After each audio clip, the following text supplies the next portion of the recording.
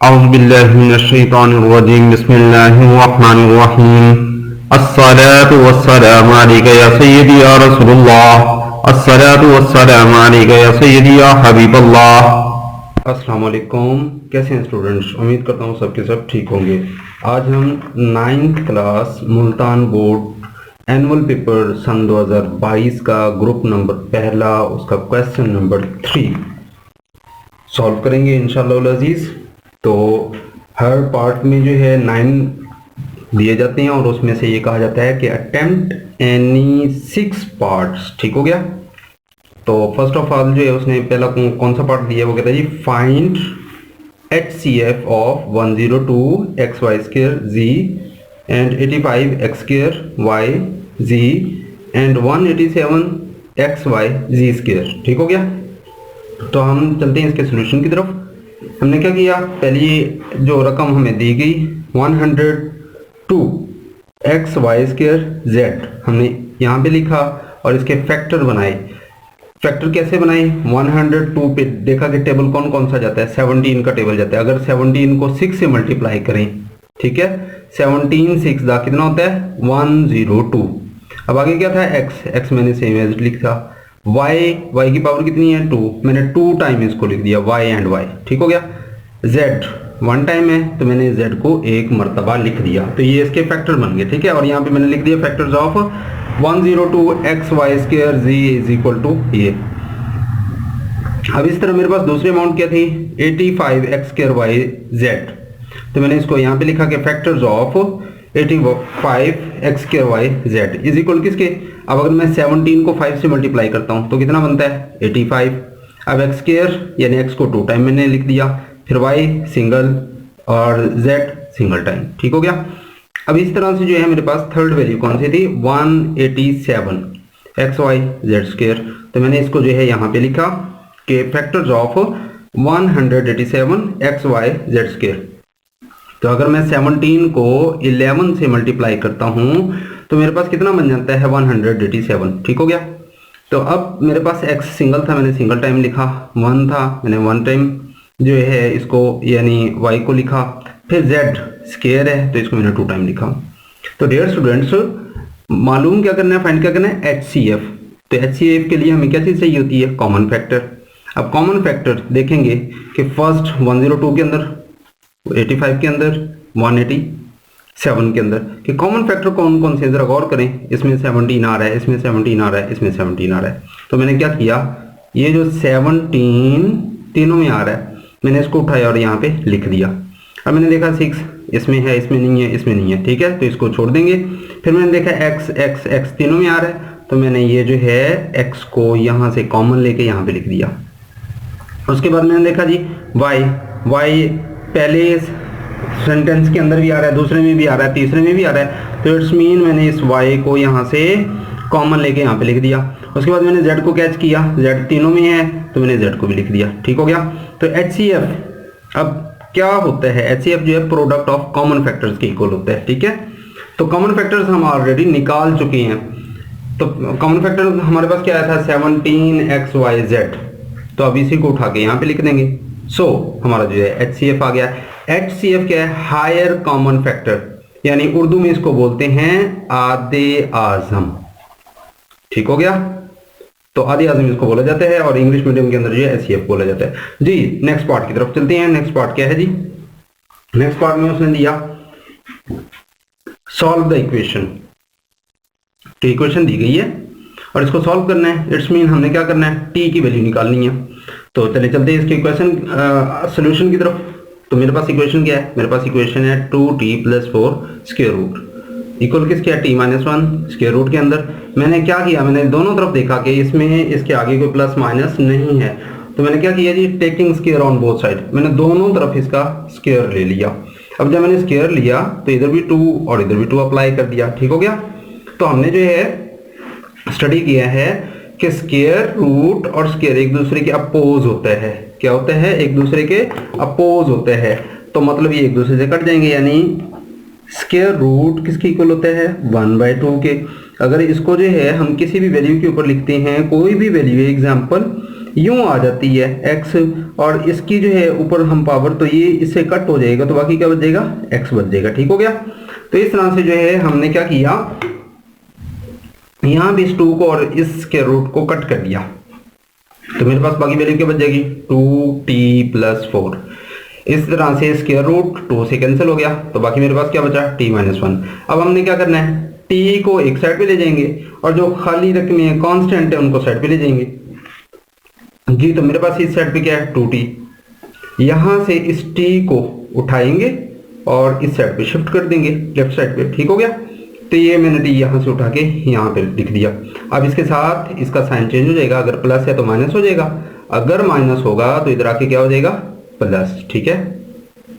अब यहां से प्लस का 4, अब ये ले जाएंगे उस साइड पे। ठीक है। यहाँ पे पहले ऑलरेडी कितना है, -1, ये प्लस का 4 उधर गया तो क्या हो गया, माइनस का 4 हो गया। ठीक।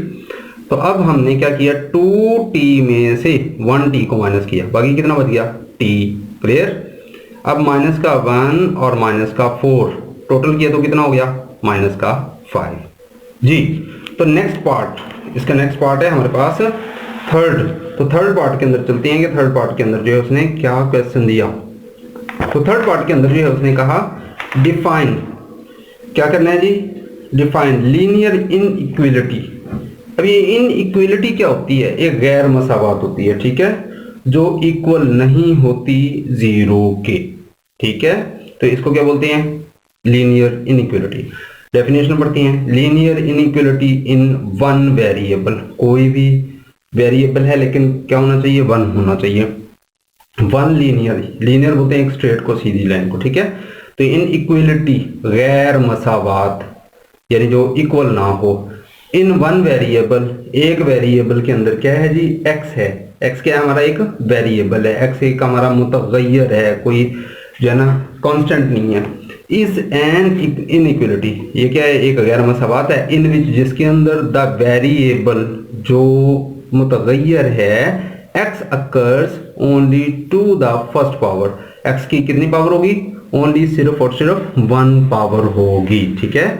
और फिर हम क्या कहते हैं जी, इट्स स्टैंडर्ड फॉर्म, जो इसकी स्टैंडर्ड फॉर्म है वो कैसे लिखी जाती है, ax + b लेस देन 0। ठीक है। अब यहाँ पे देखें x की पावर कितनी है, ओनली 1 है।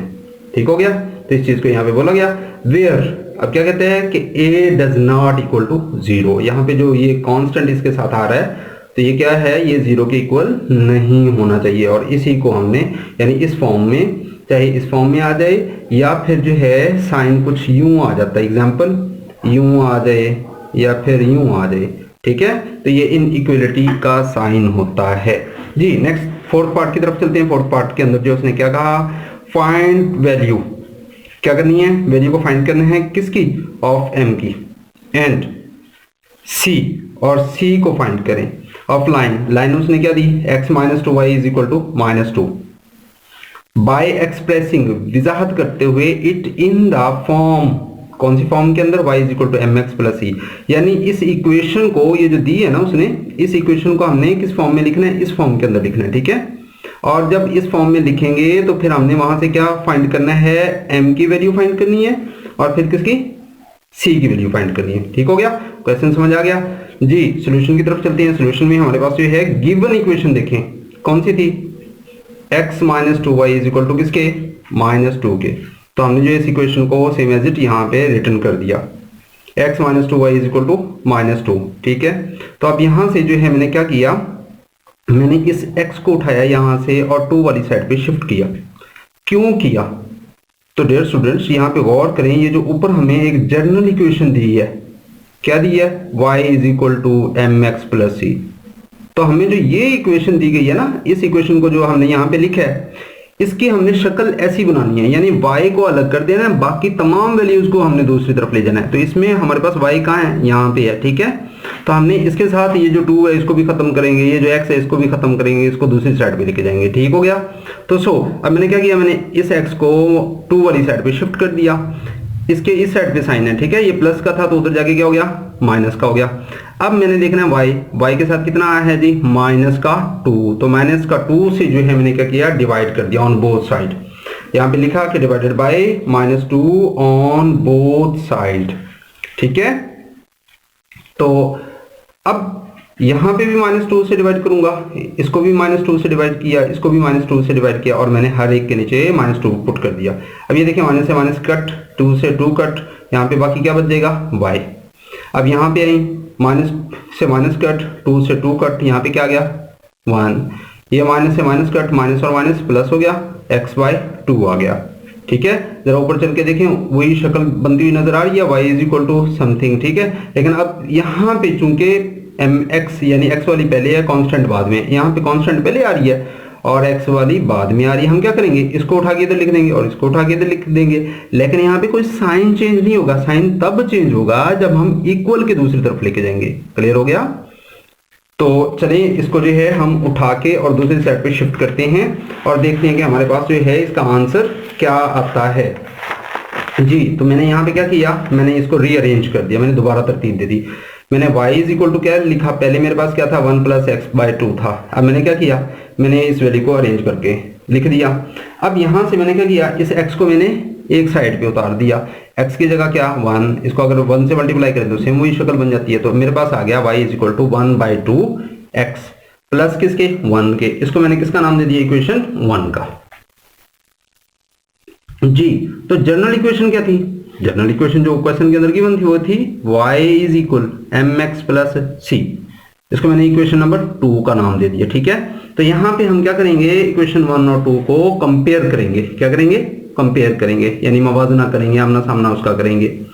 तो अब इसमें जरा गौर कीजिएगा डियर स्टूडेंट्स, y से y कट कैंसिल हो गया, x के साथ x फिनिश हो गया, यहाँ पे क्या बच गया m किसकी इक्वल आ गया 1/2, तो मैंने यहाँ पे लिख दिया। अब इसी तरह c किसके इक्वल 1 के। सो हमें जो है जो रिक्वायर्ड था m की वैल्यू आ गई 1/2, हमें चाहिए था c की वैल्यू भी आ गई 1। क्लियर हो गया जी। तो इसका पार्ट नंबर 5 जी, पार्ट नंबर 5 में उसने क्या कहा, वो कहता है वेरीफाई, तस्दीक करें, वेरीफाई करें वेदर पॉइंट उसने दे दिए कौन कौन से 0 0। अब ये जो 0 है ये x है, ये जो 0 है ये y को डिनोट करता है, ठीक हो गया। वो कहता है लाइज ऑन लाइन, के लाइन के ऊपर जो है कहीं मौजूद है। अब यहाँ पे एक इक्वेशन दे दी हमें 2x - y + 1 = 0। अब यहाँ पे ये पूछता है वेरीफाई करें क्या ये जो पॉइंट हैं अगर हम इसमें पुट करते हैं तो जो आंसर आता है, आंसर आने के बाद क्या वो लाइन को टच करता है कि नहीं, लाइन के ऊपर मौजूद है कि नहीं है। ठीक हो गया, क्वेश्चन समझ में आ गया जी। तो अब सोल्यूशन की तरफ चलते हैं। सोल्यूशन के अंदर जो है मैंने क्या किया, मैंने गिवन इक्वेशन जो थी उसको लिख लिया। गिवन इक्वेशन मेरे पास क्या थी, 2x - y + 1 = 0, तो मैंने यहाँ पे लिखा और इसको इक्वेशन नंबर 1 का नाम दे दिया। अच्छा पॉइंट कौन से थे, 0 0, इट्स मीन क्या है, ये पहला x है ये y है, क्या करूंगा इस x की जगह इस 0 को पुट कर दूंगा, इस y की जगह इस 0 को पुट कर दूंगा। क्लियर हो गया। तो मैंने जो है यहाँ पे वो गिवन पॉइंट ले लिए 0 0 और पुट इन इक्वेशन 1। ये जो मैंने इक्वेशन 1 बनाई है इसमें इस x की जगह 0, इस y की जगह मैंने 0 को पुट कर दिया। ये देखें जी, 2x की जगह 0, y की रिप्लेसमेंट कर दी 0 से, ठीक है। और बाकी सेम एज इट, +1 = 0 आ गया। अब इसको 2 को 0 से मल्टीप्लाई किया तो क्या हो जाएगा 0, ठीक है। इसी तरह ये 0 ऑलरेडी 0 आ गया, +1 सेम एज इट रहेगा और इक्वल किसके 0 के। अब 0 में से 0 तो ऑलरेडी 0 है, 1 = किसके 0 के।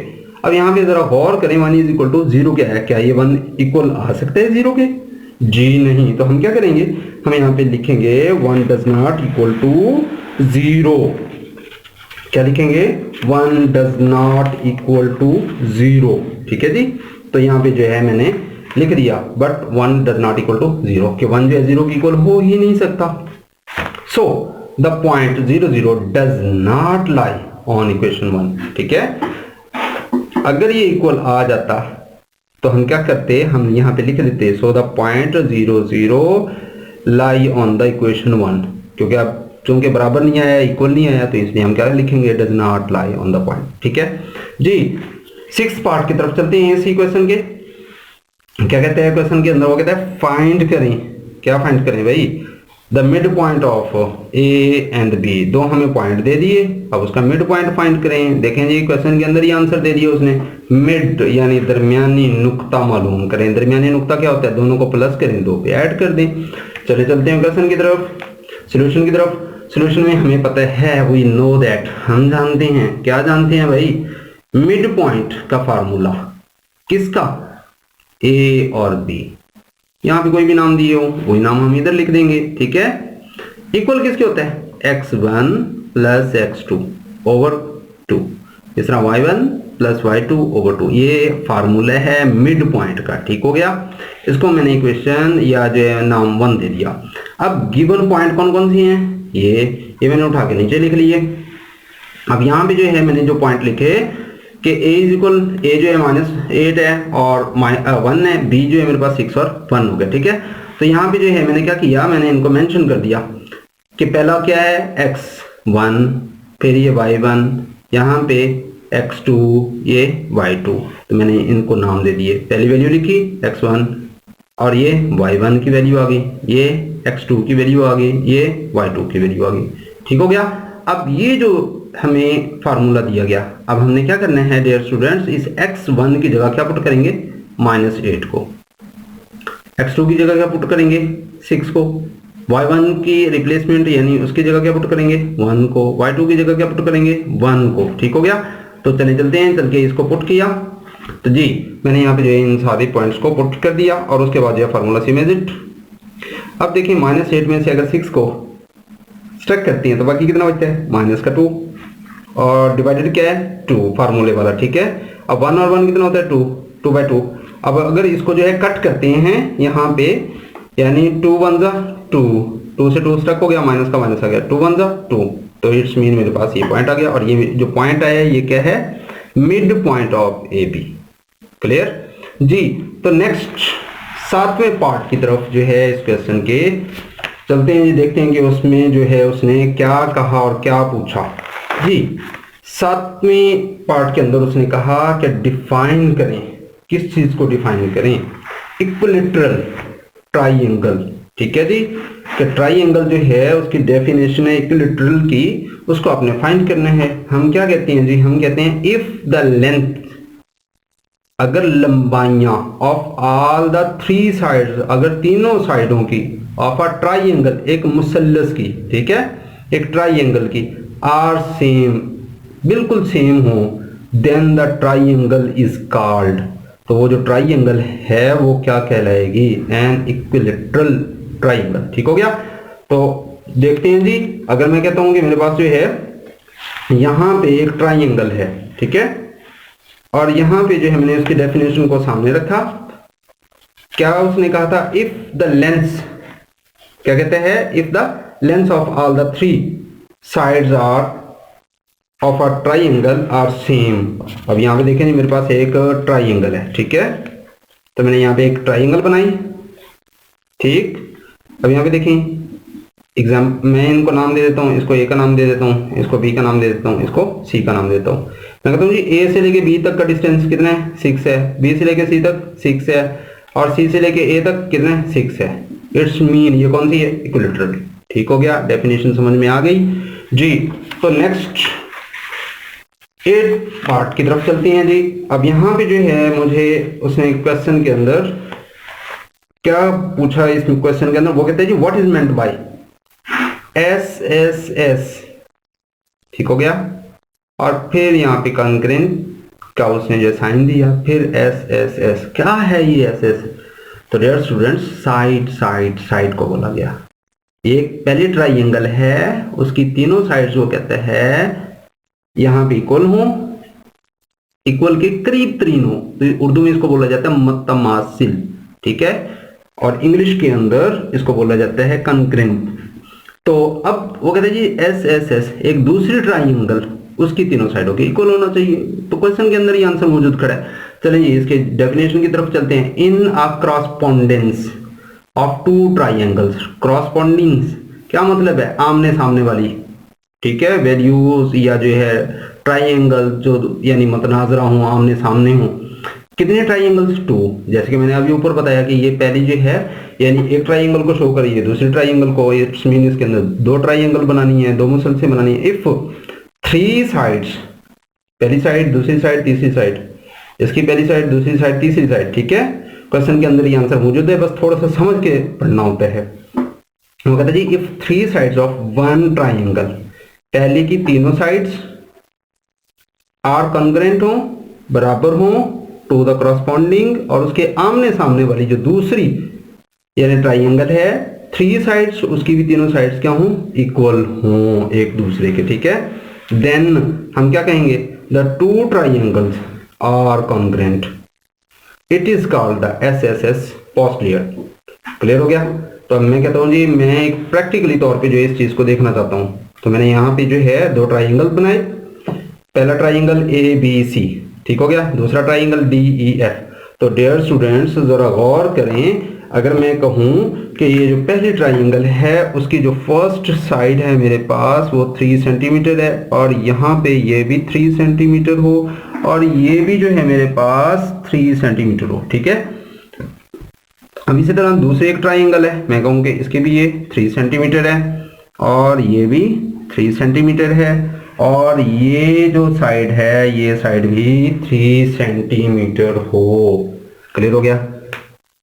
तो इट्स मीन इसकी ये साइड और ये साइड कितनी साइड होगी? 3 साइड होगी, इसलिए मैं क्या लिखूंगा? SSS। क्या आ जाएगा? 3 मरतबा मैंने क्या लिखा?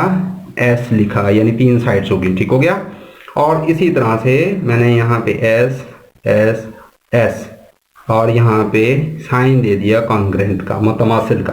अब जरा इसको गौर करें भाई, इसकी पहली साइड इसके इक्वल है, दूसरी साइड इक्वल है, तीसरी साइड इक्वल है। इट्स मीन यहाँ पे भी मैं SSS का नाम दे दूंगा। डन। मुझे उम्मीद है कि ये पार्ट भी क्लियर हो चुका होगा। तो इसके लास्ट पार्ट की तरफ चलते हैं जी। लास्ट पार्ट इस क्वेश्चन का क्या पूछा गया? वो कहते हैं फाइंड करें वैल्यू ऑफ किसकी? n डिग्री दे दिया एंड x डिग्री दे दिया, ठीक है। ये एक शक्ल जो है पैरेललोग्राम की है, यानी उर्दू में इसको बोला जाता है मतबाजिउल अज़ला, मतलब पैरेललोग्राम का, जिसकी दोनों अपोज साइड, करस्पॉन्डिंग साइड, ठीक है, एक दूसरे के इक्वल हो। यानी इसकी ये वाली साइड इसकी इक्वल हो, इसकी ये वाली साइड इसकी इक्वल हो, ठीक। तो चले चलते हैं सॉल्यूशन की तरफ। और इसमें हमने क्या फाइंड करना है? हमने n फाइंड करने हैं और हमने x फाइंड करने हैं। तो डियर स्टूडेंट सॉल्यूशन के अंदर जो है मैंने क्या लिखा? Since G x not x degree and y degree, ठीक हो गया, आर द सप्लीमेंट्री एंगल्स। अब ये सप्लीमेंट्री एंगल्स क्या होते हैं? 90 के एंगल्स, ठीक है। ऐसे एंगल्स जो किस पे हों, यानी ऐसे एंगल्स जो इक्वल हों 90 डिग्री के। यहाँ पे कोई भी एंगल हो, A B C D जो मर्जी, ठीक है, 90 का होगा तो हम क्या कहेंगे? सप्लीमेंट्री। अगर ये एंगल 180 का होगा तो हम इसको क्या बोलेंगे? Complementary angles. क्लियर हो गया जी। तो मेरे पास जो है x और y, ठीक है, ये दोनों क्या है जी? दोनों के दोनों इक्वल हैं 180 डिग्री के, ठीक। सॉरी बाय मिस्टेक, सप्लीमेंट्री जो है 180, ठीक है। यानी यहाँ पे मैंने इसको मेंशन कर दिया कि यहाँ पे मेरे पास x और y दोनों को जब मैं ऐड करूंगा तो टोटल कितना हो जाएगा? 180 डिग्री हो जाएगा। क्लियर हो गया? ऑल्सो अपोजिट साइड जो एंगल्स हैं ऑफ पैरेललोग्राम आर इक्वल। अब जरा गौर करें, अभी मैंने शुरू में क्या बताया कि ये जो एंगल्स होते हैं ये एक दूसरे के इक्वल होते हैं। ये एंगल इसके इक्वल, यानी ये वाला एंगल इसके इक्वल है, ये वाला एंगल इसके इक्वल है, ठीक है। तो अब यहाँ पे जो इसी चीज को इसने मेंशन कर दिया। अब यहाँ पे जो मेरे पास क्या है? n है। n कितना है? 75। सॉरी, ये पहला जो है मेरे पास क्या है? इसको नाम दे देते हैं। एग्जाम्पल मेरे पास यूं कर लें कि ये मेरे पास A आ गया, ये मेरे पास B आ गया, ये मेरे पास C आ गया, ये मेरे पास D आ गया, ठीक हो गया। अब जरा गौर कीजिएगा, A जो है मुझे नहीं पता, B कितना है? 75। अच्छा, D मुझे नहीं पता और C का भी मुझे नहीं पता। तो गौर कीजिएगा, जो इधर वाली वैल्यू होगी वो इसकी वैल्यू होगी, जो इधर वाली वैल्यू होगी वो वैल्यू इसकी होगी, ठीक हो गया। तो हमारे पास जो है मैंने यहाँ पे लिखा कि also opposite angles of parallelogram are equal, ठीक है। तो n किसके इक्वल आ गया भाई, 75 के इक्वल आ गया, ठीक है। तो since n and y are the alternative angles, इसी तरह से जो है हमारे पास ऊपर चल के हम रीड करते हैं कि जो n है वो किसके इक्वल है, अब 75 के, ठीक है। तो अब इट्स मीन यहाँ पे जो है मैं क्या करूंगा, इस जगह मैं इस y की वैल्यू को पुट कर दूंगा जी। तो मेरे पास y कितना आया, y आ गया मेरे पास 75। पुट इन इक्वेशन 1 मैंने पुट कर दिया इक्वेशन 1 के अंदर, y की जगह कितना आया 75। तो इस 75 को उठाएं 180 वाली साइड पे ले जाएं, ठीक है। तो अब x इज इक्वल टू किसके इक्वल आ जाएगा, 180 में से 75 को माइनस कर दिया तो बाकी कितना बच जाएगा 105 डिग्री। अब चूंकि हमने जो है अभी पीछे पढ़ा तो यहाँ पे हमने उस चीज को लिख दिया कि m इज इक्वल टू किसके होगा, x के। तो फिर x किसके इक्वल आया था, अभी हमने फाइंड किया 105 डिग्री के, ठीक है।